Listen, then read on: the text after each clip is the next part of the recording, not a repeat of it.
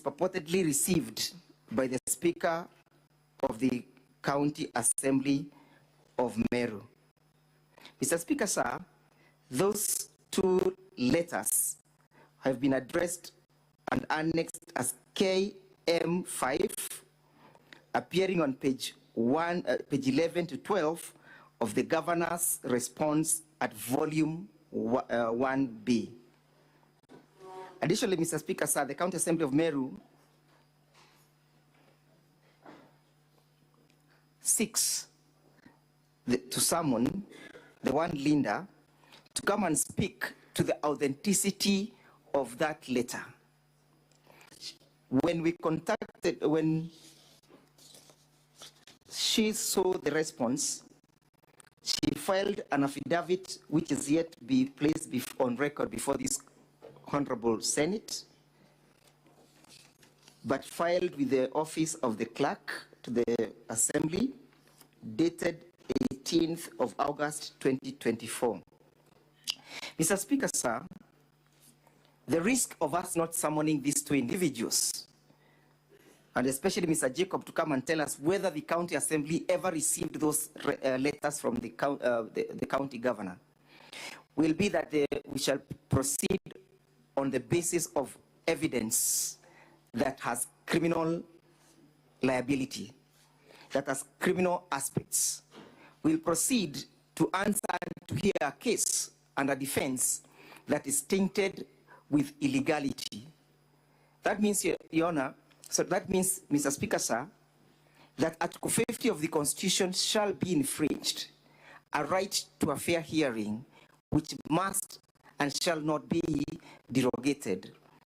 Mr. Speaker, sir, it is alleged by the response at paragraph 54 to 56 of the Governor's response. For the County Assembly. Yes, Your Lord. Are you still on the request? Yes, I paid off of that. You're still on the preliminary issue? I seek your guidance. I paid off that. We seek the summoning of Virginia. So let's dispense with that first. Yes. Then you may proceed to make your opening statement. Yeah, in the alternative, if these are not going to be summoned, we seek to expunge from record the affidavit of one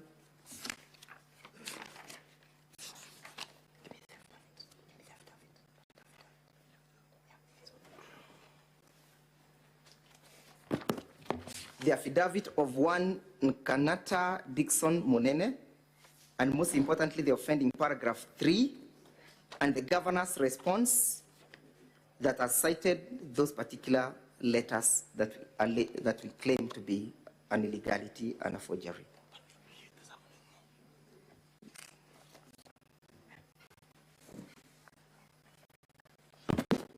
But I would appreciate if it was summoned, and more summoned. Counsel for the Governor, what say you in response to that request? Mr. Speaker, sir, distinguished senators, there appear to be multiple requests wrapped up as one. So I'll respond to it as follows. There is a formal request before this House for the summons to Virginia Kawira as a witness.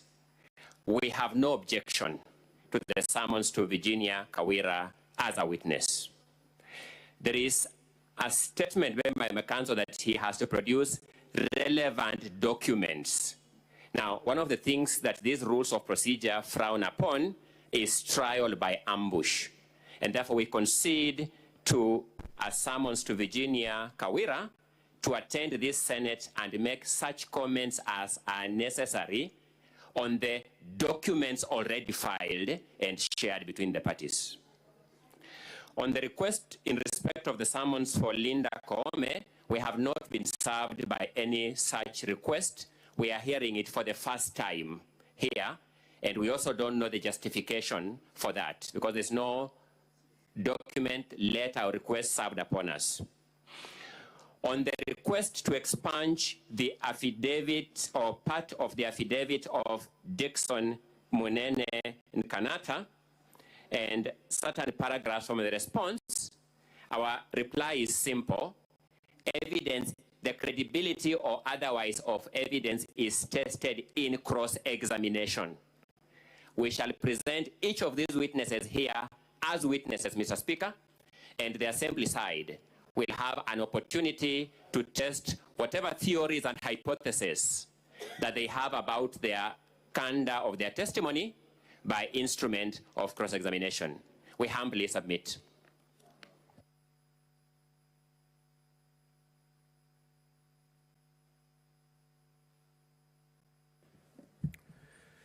Thank you, Counsel, for the Governor. Now, the Counsel for the County Assembly has made two requests. One, to the effect that summons are issued to 3 additional witnesses to come and support the case of the County Assembly. And 2, certain paragraphs of 2 affidavits be expunged. Now, this is the ruling of the Senate. The request to issue summons to 3 witnesses to come and support the case of the County Assembly is hereby granted. The request to expunge certain paragraphs of 2 affidavits is deemed premature at this juncture, and therefore it is denied.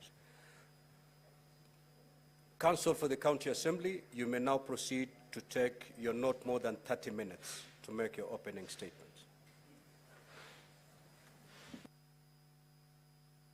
Armed with the directions and the ruling of the Senate. Honorable members, I shall take the first 15 minutes and equally share the same with my learned friend. Honorable Senators, you are being called this morning for the third time. Counsel for the County Assembly. If I heard the Counsel for the Governor correctly, the letter indicating that you had intended to summon to call Linda Gaki Kiome and Mr. Jacob Kirari, that letter was not made available to the Governor's team. You know, if you may allow me to call Counsel. Available immediately. Let it be made available immediately. We are most obliged. You may proceed. And your time starts running from now. Honorable members, you are being called for the third time to interrogate the character and the ability of Governor Kawira to govern the county of Meru, the county government of Meru. It's not usual that an individual can be called and be brought before this assembly without a reason. There is a fundamental reason that underlies her ability to govern.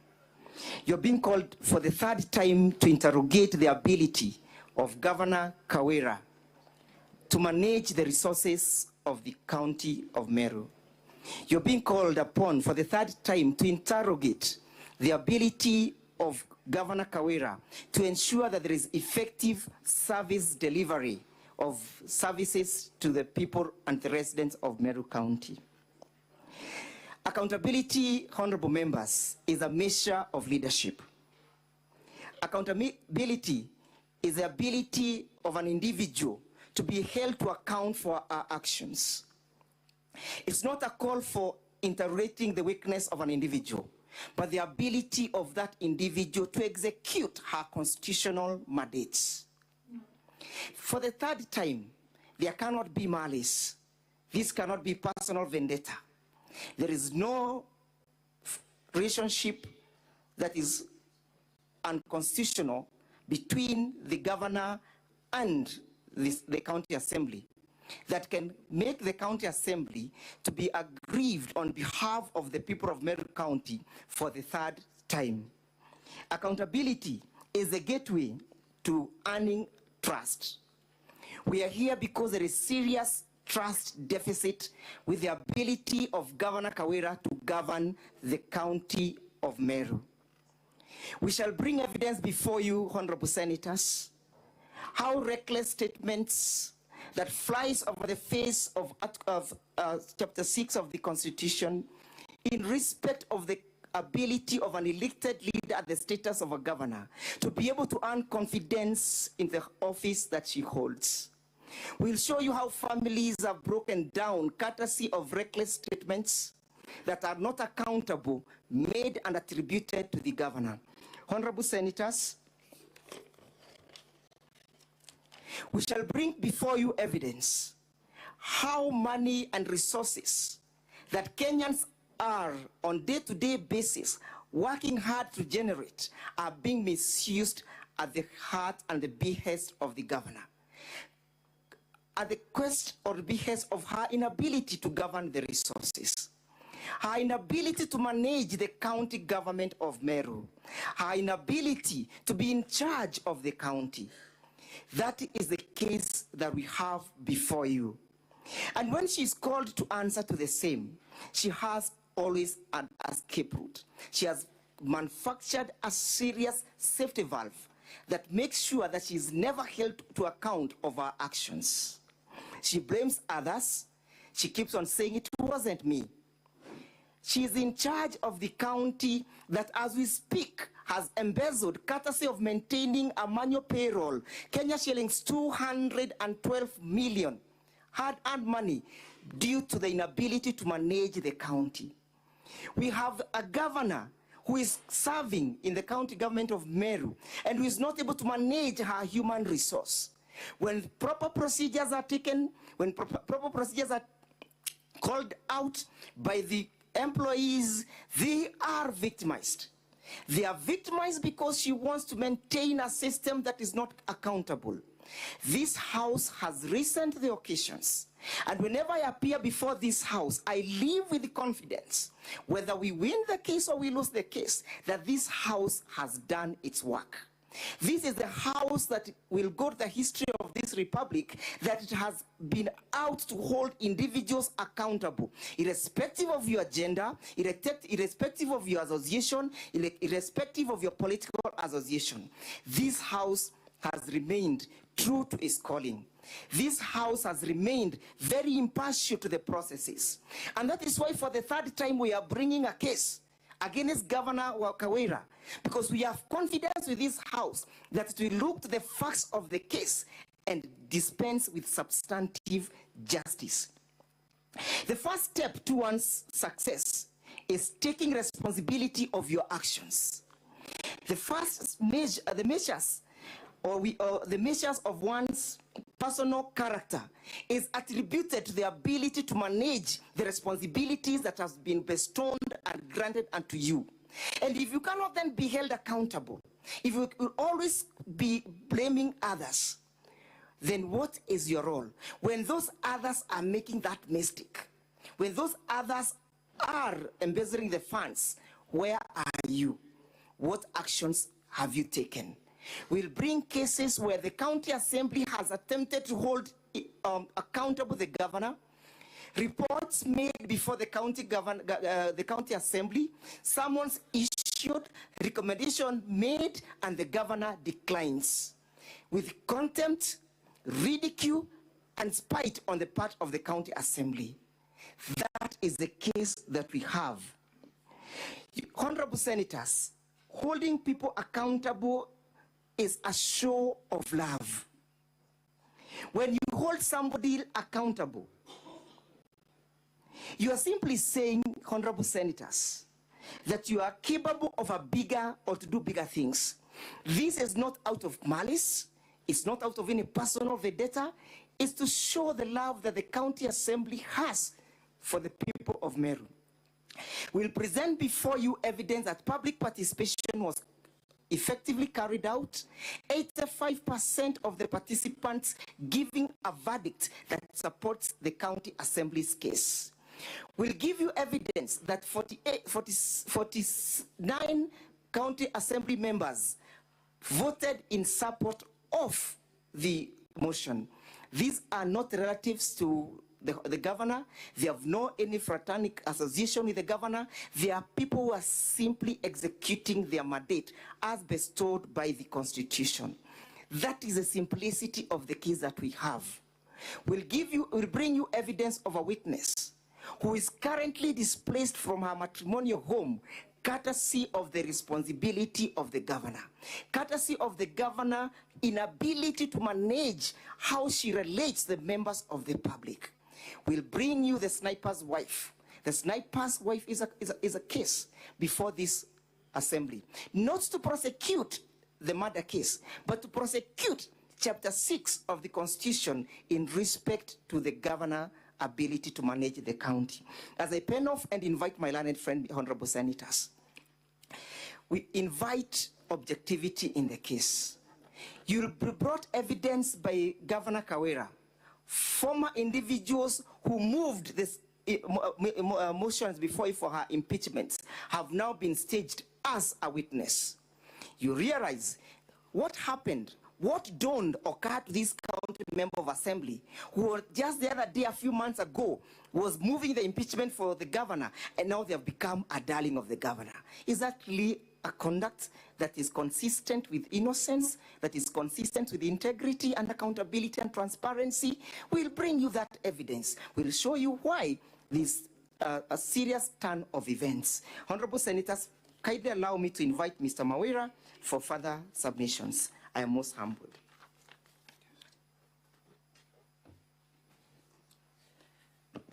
Honorable Speaker, my name is Morero Boniface Kawira, and I'll proceed from where my learned senior, Mr. Ndego, was left.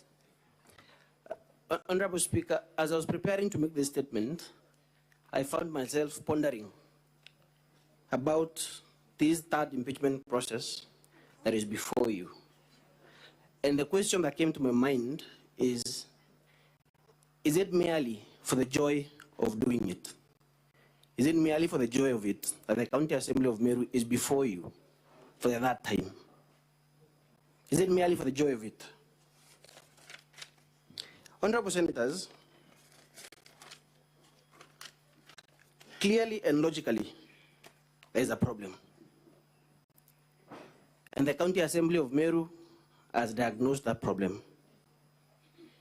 The County Assembly of Meru is beseeching you to find a remedy, to find a cure to this problem. Meru is ailing, and this House has the proper medication to this problem. We are going to demonstrate, Honorable Speaker, through various testimonies and exhibits that we have already filed, that there is a serious breakdown of governance in Meru.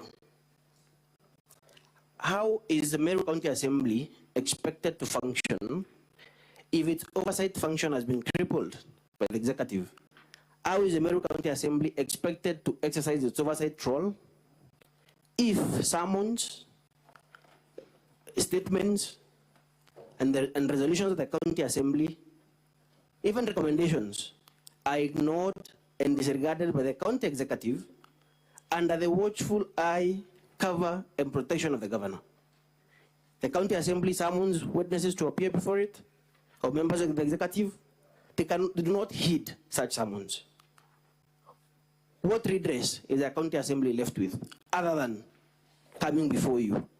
This House is a protector of devolution, and we beseech you to protect devolution that is on its deathbed in Meru. We will demonstrate, Honorable Senators, countless discreditable acts, all of which amount to gross violation of the Constitution and other laws, abuse of office, and gross misconduct. Of course, there is, and I'm not belittling what my learned senior said, that money has been lost, but there's a lot of misinformation out there that for you to prove or to succeed in an impeachment process or for an impeachment charge to be upheld, you need to show that money has been lost or there is misappropriation. And I'll refer you to Article 181 of the Constitution and its replica in Section 33 of the County Governments Act. The Constitution talks about gross violation of the Constitution, gross misconduct, or abuse of office. That provision, Honorable Speaker, is to be read holistically, is to be read together with Article 75 of the Constitution, which talks about conduct of state officers. And I'll read that provision, Honorable Speaker. There are state officer shall behave whether in public official life or in private life in a manner that does not demean the office that state officer holds. That is the provision. So it's not just a matter of misappropriation or loss of money. Your conduct as a state officer, whether in public, official life, or private life, would equally meet the threshold for impeachment.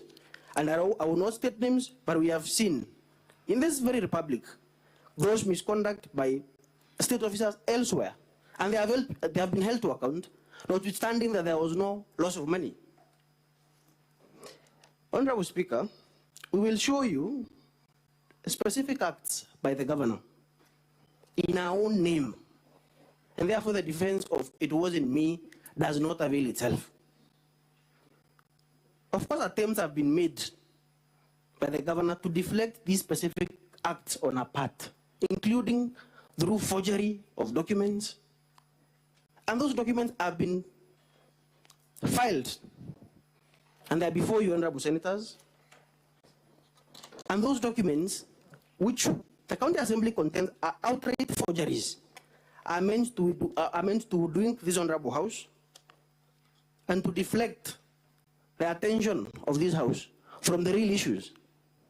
And the real issues, for example, that forgery relates to a specific act by the governor in revoking the appointment of the CEO of the Meru County Public Service Board. But letters have been forged to cover up and to drink this Honorable House, to divert attention from that specific act in our own name, by our own signature, and under our own hand. We are going to demonstrate, Honorable Speaker, that the governor has persisted in a path of impunity through the county secretary and the chief of staff.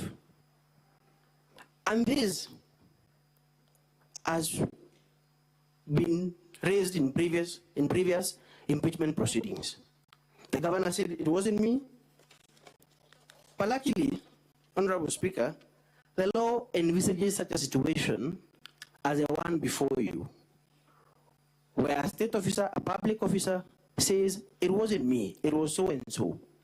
Section 24 of the Public Officer Ethics Act and Section 35 of the Leadership and Integrity Act is about the conduct of a state officer acting through others. And those provisions are expressed that that public officer is still liable for the acts that are done through others.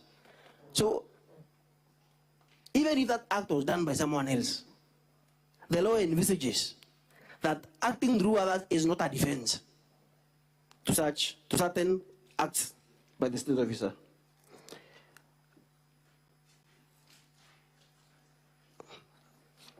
What recourse, Honorable Speaker, does the County Assembly have if it made recommendations pursuant to previous impeachment proceedings that the governor take action against these specific officers? The governor disregarded those recommendations of the Assembly. The governor ignored those resolutions. So, should the County Assembly sit pretty as this cabal of officers continues to run Meru down, or to take Meru down the drain? These officers must be stopped in their tracks, Honorable Speaker. Honorable Speaker, the events leading to this day, the fact that this motion is before you is what I would call an act of grace. It is by the grace of God Himself that the County Assembly has an opportunity to be heard before this House today. There have been many threats, intimidation, and attempted arson of the County Assembly on the eve of the debate of the impeachment motion. And this is the County Assembly that is expected to oversee the governor. Clearly, Honorable Speaker,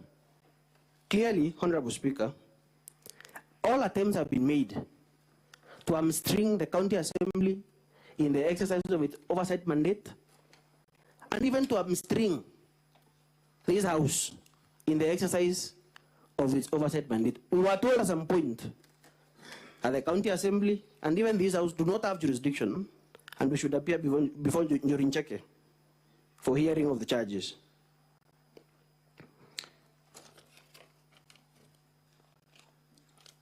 The governor, of course, will tell you, Honorable Speaker, that the County Assembly is abusing its oversight role, and that the County Assembly has been held captive by some external forces. But my question, Honorable Speaker, is how is that an answer to any of the charges? For instance, how is that an answer to the charge or the allegation that the governor illegally revoked the appointment of the CEO of the Meru County Public Service Board under our own hand and signature and name? How is this purported capture by external forces a response to these specific allegations against the governor? Many other attempts will be made, Honorable Speaker, to deflect or to divert attention from the real issues. Videos will be played by some common man or ordinary people in Meru, even abusing this Honorable House, abusing the Speaker, abusing the senators, saying that this is a house of greed and bribery. But how is that an answer to the specific charges? And all these videos are not by members of the County Assembly, they are not by elected leaders, they're just by wannabes, or whatever you may call them, but probably even political activists. There is a real attempt to shift your attention from the issues that are in the motion, so that you consider other extraneous material that is not in any way associated with the County Assembly, and to pass a verdict. Of course, one that is not just to the County Assembly. Authority that is vested in a state officer, Honorable Speaker, is a public trust.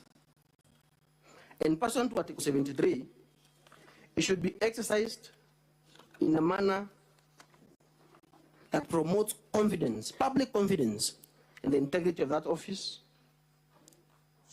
and it should bring honor and dignity to that office. It should equally demonstrate respect for the people. We are going to play video evidence before you of some utterances by the governor that are not only insensitive, but they do not demonstrate, they actually fall short of the constitutional requirement that a governor in his or her conduct should demonstrate respect for the people. All these allegations, Honorable Speaker, fall within Chapter 6 of the Constitution, and specifically Article 75, which provides that any person who is involved in conduct that falls short of the constitutional requirements may be dismissed or otherwise removed from office. So this is not a novelty, or this is not an invention of the County Assembly. This is the Constitution. The Constitution says that such conduct is not only to be rebuked or to be condemned, but it is conduct that amounts to grounds for removal from office. Honorable Speaker, the governor will take, of course, the underlying tone of the governor's response, and that is the posture that she will take when she takes the stand, is that she's a victim of misogyny, a victim of male chauvinism, a victim of toxic masculinity, and all these other gender attacks against her.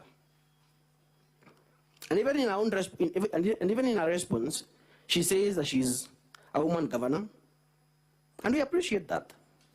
It is the people of Meru who elected her, including the men in Meru County. Some of them are even here. Some others are members of the Assembly.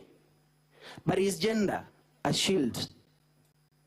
Should your gender be a cover that you cannot be held account because you're male or you're female? Is that it, Honorable Speaker? as a panel of Honorable Speaker, is the issue of the threshold for impeachment. And the Supreme Court has had occasion in the Sonko case to state with precision the threshold requirement for impeachment proceedings. And the Supreme Court has stated, Honorable Speaker, that the threshold is not the threshold required to prove criminal culpability in criminal cases. It is not the threshold of beyond reasonable doubt. It is the threshold of above a balance of probability, but below reasonable doubt. So therefore, that intermediate standard of proof, Honorable Speaker, through the various exhibits and testimonies that we are going to play before you and present before you, is a threshold that would not only be met, but the County Assembly will equally discharge the burden on its part in line with that interpretation by the Supreme Court. Another question, Honorable Speaker, is what amounts to grossness. The Constitution talks about gross violation of the Constitution and gross misconduct. And therefore, the Supreme Court, while quoting the decision in Martin Wambora from the Court of Appeal, clarified that one, the allegations must be serious, substantial and weighty, and that there must be a nexus. Honorable Speaker, specific acts done by the governor, other acts done through officers who are working under her and are watchful eye, cover and protection. All these are specific acts attributable to her. She's disregarded resolutions of the Assembly to take action against them, and therefore it must be that they were doing those illegal acts under instructions.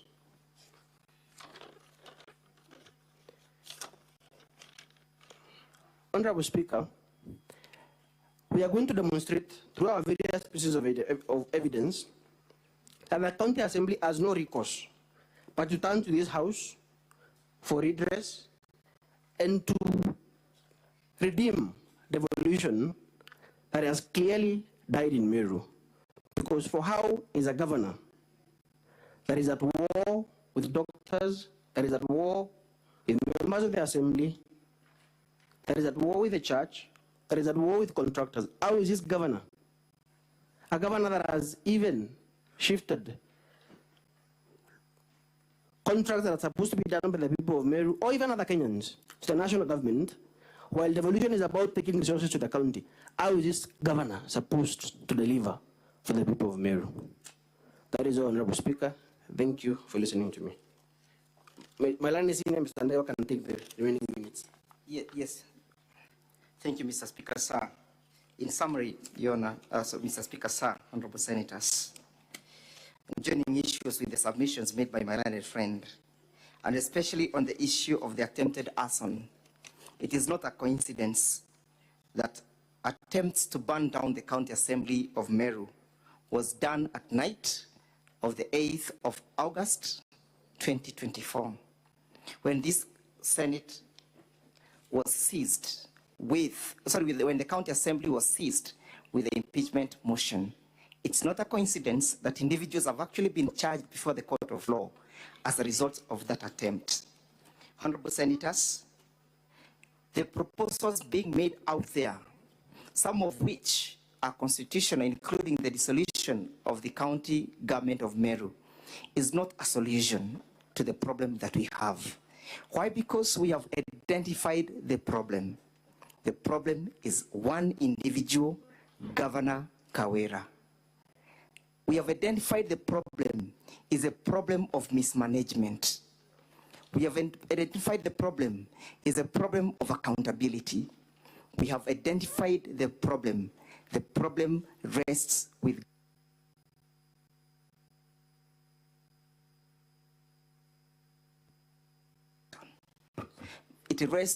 Governor Kawira. Service delivery has been compromised. We play to you videos of babies being born outside a health center, being born in a karai.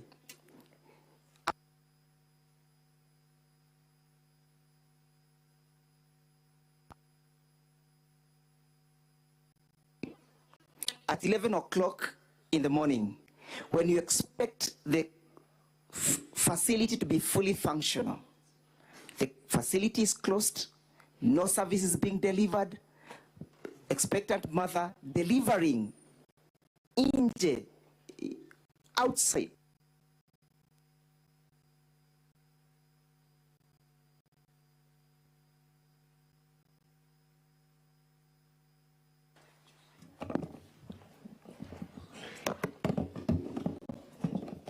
The people of Meru County expected that with the inception of devolution and with health sector being apportioned to the county government of Meru, that they will have proper stewardship, that they'll have proper managers, that they'll have people who care about the health status of the people of Meru County. As we speak, there is no explanation that has been ever given by the governor why expectant mother will have to deliver outside a facility, why a woman has to give birth in a karai ya maji. That is a pathetic situation in Meru County. No explanation has been given, no apology has ever been given by the governor, no actions has ever been taken to ensure that such action is not or does not occur. No disciplinary actions taken in respect to that particular facility. So that is a case for the County Assembly. We urge you, honorable senators, to listen to us, to give us time to substantiate the simple charges that we shall place before you, honorable senators. It's a case of mismanagement. It's a case of unaccountability. It's a case of bad governance. It's a case of a governor gone rogue. It's a case of victimization of the officers serving under the office of the governor or serving under the office of the governor. It's in a case of making sure that systems clogs to the benefit of few individuals. That is the simplicity of our case, honorable governors. We'll present you with evidence, concrete evidence, honorable senators, to prove that simple case, the case that meets the threshold as enshrined under Article 181 and as read together with Section 33 of the County Government Act, is a case about the status of the governor of the Meru County government. As I pen off, honorable speakers, some of the proposals being made can be resolved with actions being taken before this Senate. Most obliged. I will now invite the Counsel for the Governor to proceed to make your opening statement. Your time starts running from now. Not more than 30 minutes. Thank you, Mr. Speaker, sir. I will be doing 5 minutes. My learned senior, Mr. Ngoya, will do the remaining bit. Before I cede ground to my learned friend, I thought, honorable senators, that I should remind you of remarks made by the team representing the County Assembly in November 2023 when we were here for the last impeachment. Council representing the County Assembly predicted, or rather prophesied, that we will be back here. But Council then was very quick to put a disclaimer that though he's not a prophet, neither does he come from a family of prophets, he was sure that we would be here. And for sure, we are here today. So the question is, if Council was not a prophet, does not come from a family of prophets, how could he predict with precision that indeed we would be here? And the prediction comes to pass. Honorable senators, I came across a quotation by Abraham Lincoln and Peter Drucker, who said, the surest way to predict the future is to create it. So they went and created this moment. That's why they were able to predict that we would be here. They created another impeachment while they were still standing prosecuting their previous impeachment motion. Honorable senators, how did they do this? They went back, and we will have evidence to show that one day after the Senate discharged the Senate of all the charges, they were gathered in Nairobi. retreats were held to create a new impeachment motion based on lies. So the people before you today, the County Assembly of Meru, are liars, pathological liars, honorable senators. They went and created lies, not just the ordinary lie, honorable senators, but pathological lies. And a pathological lie, honorable senators, is a lie that is not only untrue, but a lie that is created and believed by the very person who has created that lie. So what they did is to create a lie.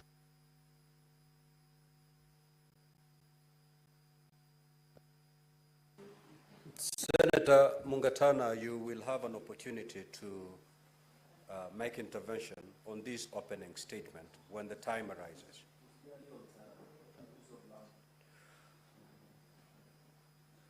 What is your issue on the use of language? Are you saying there's a language that is unparliamentary? Yes. Mr. Speaker, basically I'm not making any intervention except, Mr. Speaker, we're in Senate and we must obey the rules. Lies cannot be a language that is allowed here, Mr. Speaker. Senator Mungatana, if it is their case that the County Assembly is lying, then they can say so. If it is their case, they're not. Senator Mungatana, this case is before two parties, the governor and the County Assembly. Here, the governor is saying you are being fed to untruths. You may want to romanticize that word, but say as it is. It is what it is. So if in their own case, whatever has been presented to the Senate is not true, then they're really warranted to call it, as they're calling it now, a lie. Proceed, Counsel. Thank you, Mr. Speaker, sir, and I hope my time was frozen when the intervention came. Indeed, Mr. Speaker, sir, our case is that simple, that what you're being fed with are lies. Lies that were created while we were still in the floor of this House defending the previous motion. So my choice of the word lie was very deliberate, Mr. Speaker, sir. And the argument, Mr. Speaker, sir, is that the County Assembly has created a lie, told the lie, repeated the lie so many times that it started sounding like the truth. They actually went ahead and believed that lie. And they want everyone else in this room and the entire country to believe in this lie. And when we look at them in the eye and tell them it's a lie, they get bitter. They get mad. They accuse senators of being bribed. They accuse the governor because they want us to believe a lie, because they have themselves created a lie and believed in a lie. Honorable senators, Shakespeare states that a rose by any other name shall still smell as sweet. No matter how much mud they sneer on the governor will remain clean. The governor will remain blameless. All they are hoping is that they will bring the governor so many times here that they will keep on repeating one thing, and we all believe that indeed there might be some truth in it. It does not make it the truth just because they keep on repeating that same lie. Honorable senators, you are sitting here as judges, analyze the evidence, scrutinize the evidence, ask questions to the witnesses that we produce here, and if it does not add up, send them back. Tell them it is a lie, and it is a lie, and the fact that you're repeating that lie will not make it the truth. I yield to my learned friend to proceed. Thank you.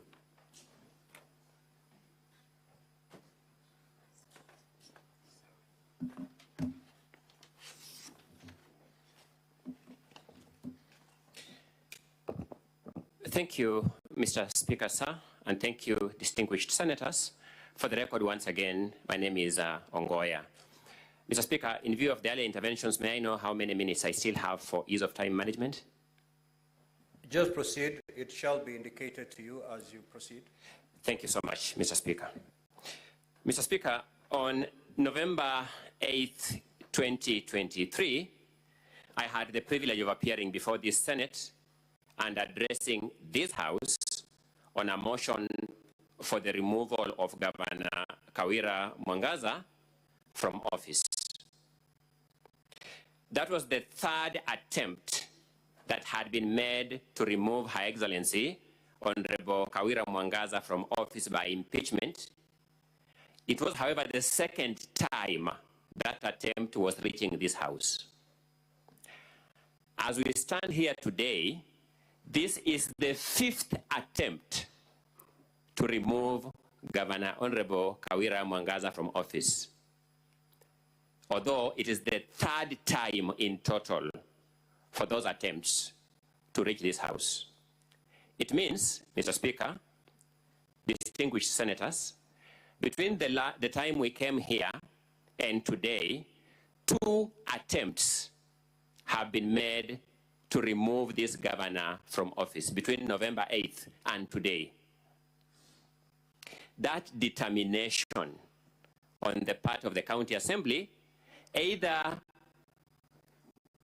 smacks of extreme commitment to salvage Meru County from some funny evil, or smacks of extreme malice. I submit very respectfully, I doubt that there can be any middle ground.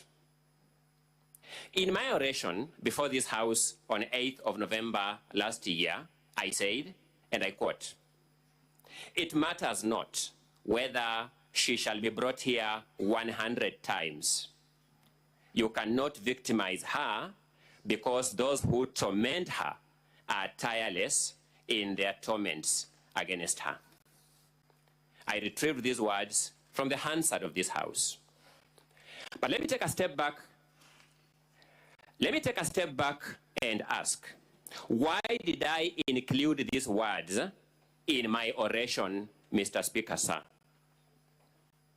I said those words because while we were before this House, while we were sitting here debating that motion, the mover of the present motion sounded a warning to this House. We didn't have an opportunity then to adduce that evidence because we had already finished our filings. We have an opportunity now to adduce this evidence. And she said, and I quote, "I want to urge our Senate, if they reinstate Kawira Mwangaza'S, they should know we have 6 more times to impeach her." When we are here debating the last motion, they didn't need any new grounds. They were sounding a warning to this House. Release her and we shall come back 6 times. If they reinstate her, we will impeach her until the 6th time, so that we tell the people of Meru we did our best. We tried to impeach, but the Senate reinstated her.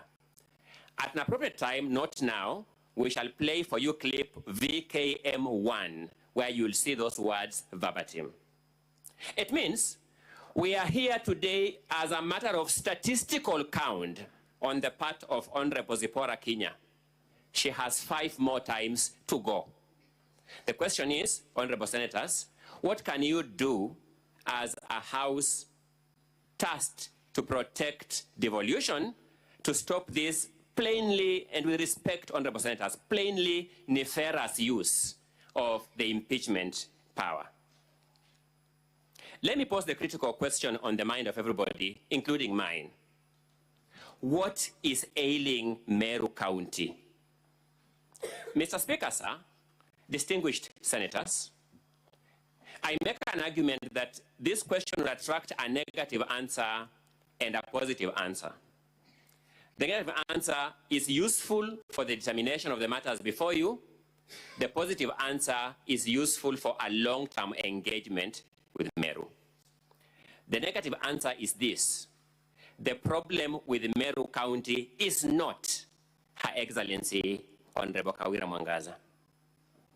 With humility, Mr. Speaker, let me repeat in clear, unambiguous, and unequivocal terms. nothing in the acts or omissions on the part of Honorable Kawira Mwangaza warrants her removal from office by way of impeachment, at least as far as that principle is established by law. Let me try to deal with a positive answer. To help us supply a positive answer to this question, we have lined up Honorable Evans Mawira Kawira, a witness for the governor in these proceedings. Honorable Evans Mawira is significant to these proceedings in 4 significant ways. Number 1, he is a 2-time elected MCA in Meru County Assembly, carrying with him a measure of institutional memory. Number 2, he is the immediate former leader of majority in the County Assembly of Meru, therefore exposed to the workings of that assembly to a fairly high level. Number 3, he was the mover of the impeachment motion against the governor that engaged us here in November 2023, and he is best placed to explain to us what were the undertones and the intricacies in those proceedings. And number 4, he will give us a detailed account on how these impeachment motions are conceptualized and what is the thinking behind them. Mr. Speaker, distinguished senators, at this juncture, I can do no better than to take refuge in the voice of one of Africa's perhaps best literary experts, Chinua Achebe, whose voice continues to address us as follows. If the alligator were to come from the water and tell us Mr. Crocodile is sick, who are we to doubt him? Mr.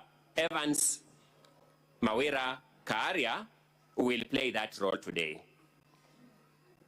Mr. Speaker, sir, allow me to derive some lessons from the teachings of an American jurist by the name Robert Jackson.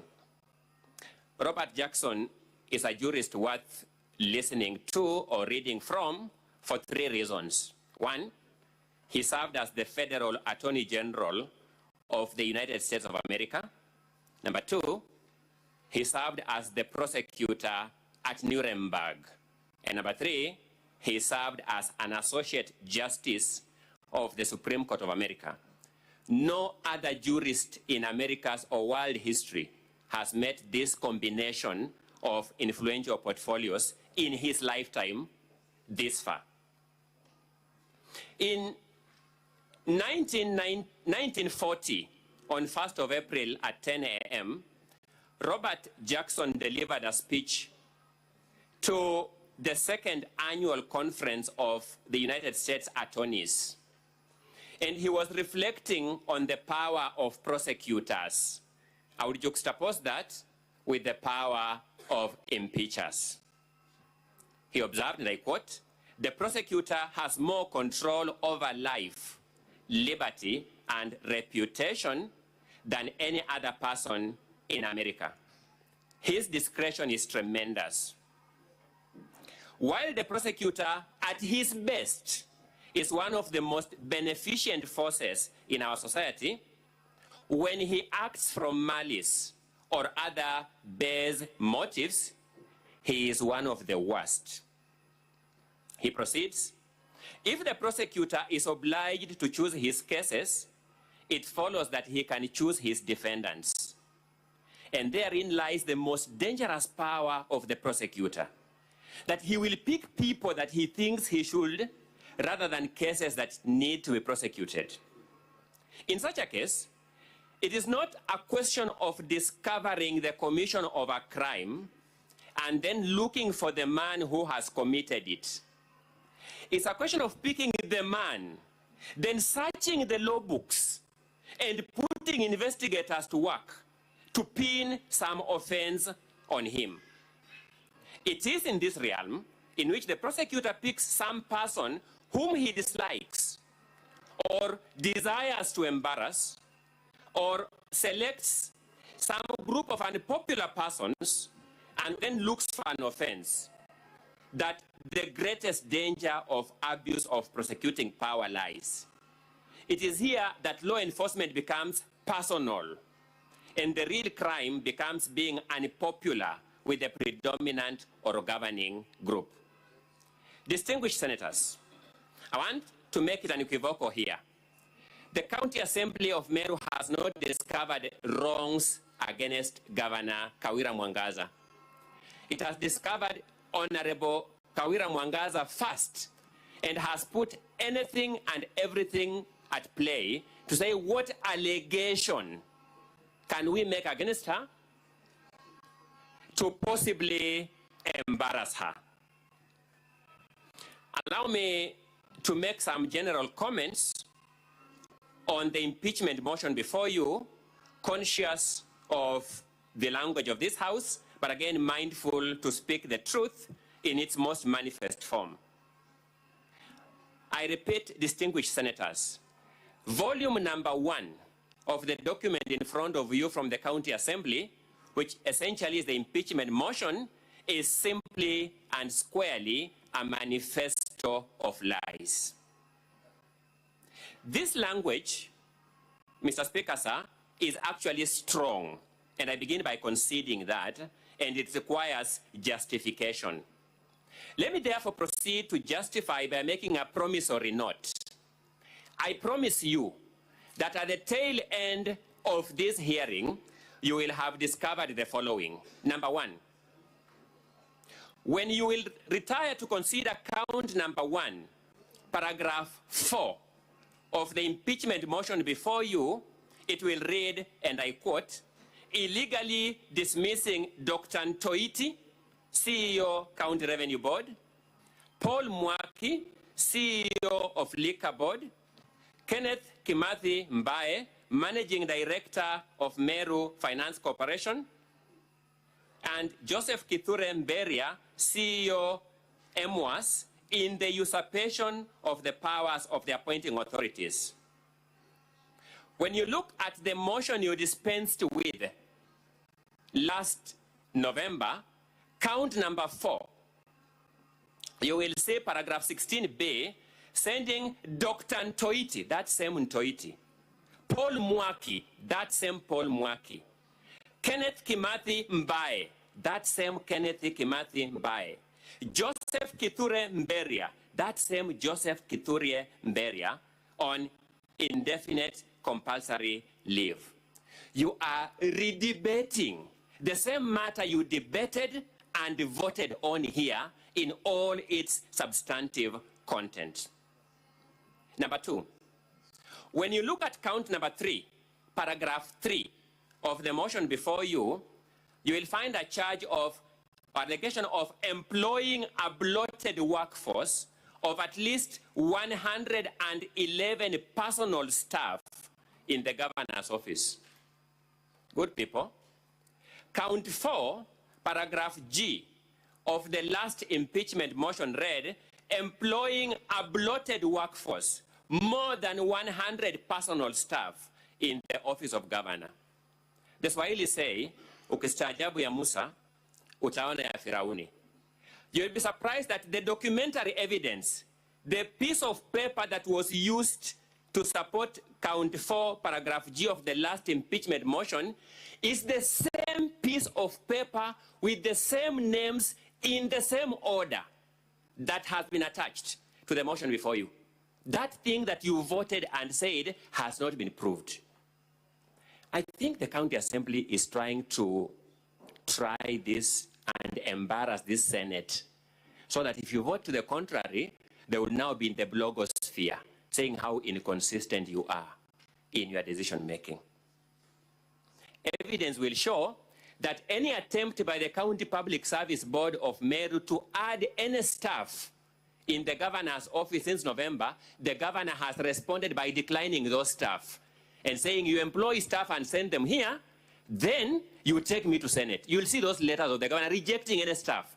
There is no additional staff with the governor's approval in her office since we left here. And the words used by the governor in her rejection letter is that you are sending here this staff to create grounds for my impeachment.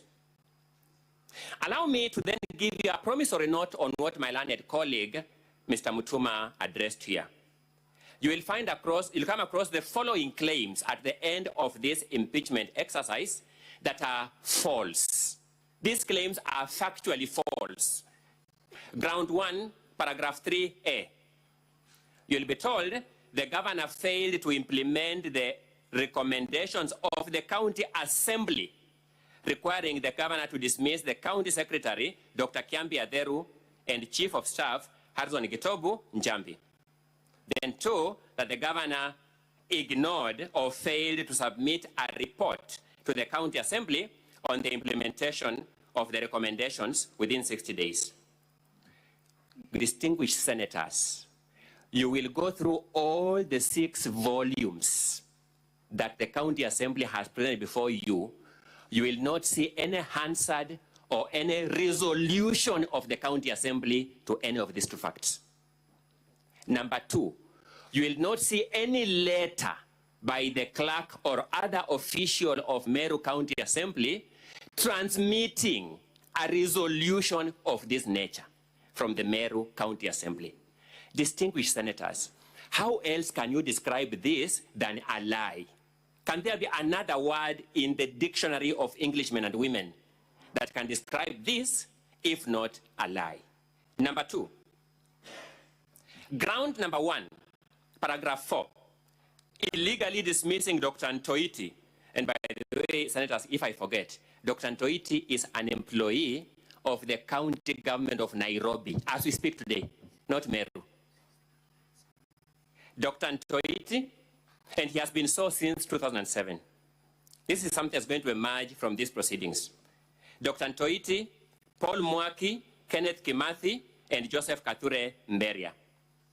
1, none of these people have ever been dismissed from service, none. 2, you will see by evidence, these were people on fixed term contracts, some of whom their contracts came to an end. Others among them, they discovered they had maneuvered their ways and gotten their way to 2 governments, and they ran away by themselves. One of them is Dr. Ntoiti, the county government of Nairobi. We will show you correspondence from Nairobi County government revealing these facts. Therefore, how else can you describe this? You will see this governor has not dismissed any of them as a matter of fact. Ground 2, paragraph 6. You will be told, or you are told, that the governor deliberately and knowingly misled the public that 86,000 shillings, quote unquote, 86 million shillings, my apologies for that, 86 million shillings, quote unquote, had been raised through pay bill number 247, account number 04001639178999. There will be no evidence by documentary or video or even witness evidence showing the governor has ever mentioned this pay bill number or mentioned this account number anywhere. It is a fact we will prove by evidence. The leaders who have waged war against the governor have collected money across multiple pay bill numbers, M-Pesa platforms, and cash accounts that have not been presented to this Senate. It is a submission. If the county assembly has decided to make the issue of the money collected in relation to the unfortunate death of Sniper an issue in this Senate, they must make a full and candid disclosure of how much money was collected across all these platforms. Ground 3, paragraph 8, irregular payment of emergency call allowances to 161 doctors and medical doctors using the wrong rates. 1, as a matter of fact, the governor is neither a salary processing or a salary paying officer in the county government of Meru. But 2, and more importantly, substantively, the emergency call allowance complained of here is expressly contained in the collective bargaining agreement negotiated between the national government, the Ministry of Health, and KMPDU. The instructions were cascaded down from the principal secretary to the council of governors and to all counties. No cent has been paid outside the figures set out in that collective bargaining agreement. I think, let me use the brief time I have here, because we are also the public listening to us, to make it clear to the doctors in Meru that the compliance by the county government of Meru with their hard-fought and negotiated CBA, and we all know in the public domain, some officials of KMPDU actually went in jail for some days in the course of these 2017 negotiations. Implementation is actually landing a governor in problems. Ground 3, paragraph 9, use of a manual payroll to pay personnel emoluments. One, this is something you'll find very paradoxical. As at 25th June 2024, the County Assembly of Meru had raised this question with the county executive on whether there is a manual payroll. And the county executive had answered satisfactorily that there was no longer use of a manual payroll in the county government of Meru. That's number one. But number two, the same audit report that the county assembly will give you showing that there may have been use of manual payroll previously will show use of manual payroll in the county itself as well in the same financial year. And we are not here to equal terms. We are making a simple case that the procedure of processing the integrated payroll personnel database numbers, IPPD numbers, takes time. And therefore, the employees who are in the meantime accommodated on the manual payrolls are there for the limited purpose when we are waiting for the Directorate of Personnel Management in the Ministry of Public Service to generate IPPD numbers. These are nursery school teachers whom we cannot keep for 8 months as they wait for their IPPD numbers before they begin earning. There is no allegation of loss of any coin in these circumstances. I have addressed the issue of the alleged bloated workforce in the governor's office, but you see they say there are 111 personal staff in the governor's office. As a matter of fact, we do not have 111 personal staff in the governor's office. It is simply not true. On the allegation that one Kiambi Crispus Manyara was paid, one, the governor is not the head of public county service involved in interdiction or suspension of staff. Number two, the governor does not process or pay any staff of the county government. The allegation, therefore, that this governor has paid Kiambi Crispus Manyara is actually factually false.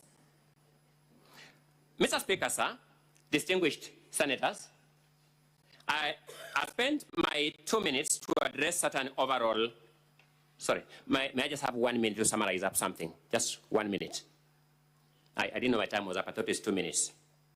We have said before, Mr. Speaker, and we reiterate that the County Assembly of Meru brings here the governor because it lacks respect for this oversight institution.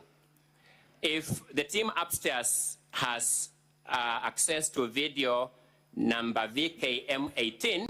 Counsel for the governor, your time is up. My apologies. I'll give you 1 more minute. Thank you so much. Thank you so much. So may I just ask the team upstairs to run for me video VKM18 at minute 1.18 to 1.17 strictly in the interest of time. Access to video number VKM18. Counsel for the house of shame. Your time is up. My apologies. That house of greed. Thank you so much. Thank you so much. Called the Senate. The team upstairs to run for me video VKM18 at minute 1.18 to 1.17 strictly in the interest of time. Access to video number VKM18. Counsel for of shame. Of shame. That house of greed. Thank you so much. Called the Senate. A house of shame. A house of greed. Aingeturundishia ugonjwa huu Meru atungekuwa hapa. Thank you so much. That is the General Secretary of DEB Party, a party with 20 members in the Meru County Assembly that has partly sponsored the motion before you. I rest the Governor's opening arguments.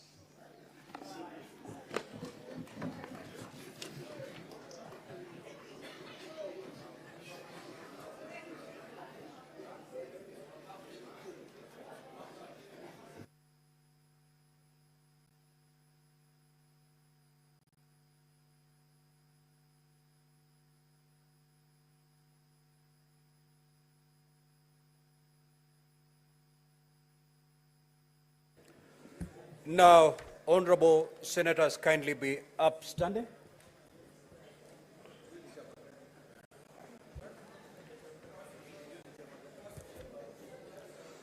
Honorable senators, it is now 12:49. It's time to adjourn the Senate. The Senate, therefore, stands adjourned until today, Monday, the 19th of August, 2024, at 2:30 p.m. Thank you.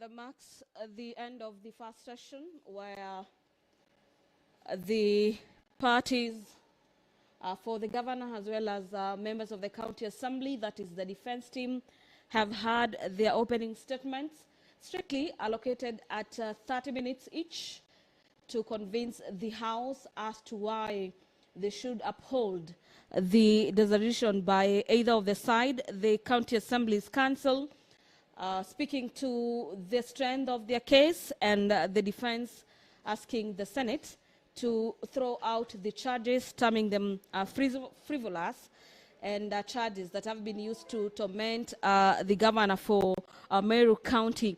The House is now taking a short break of about an hour or so.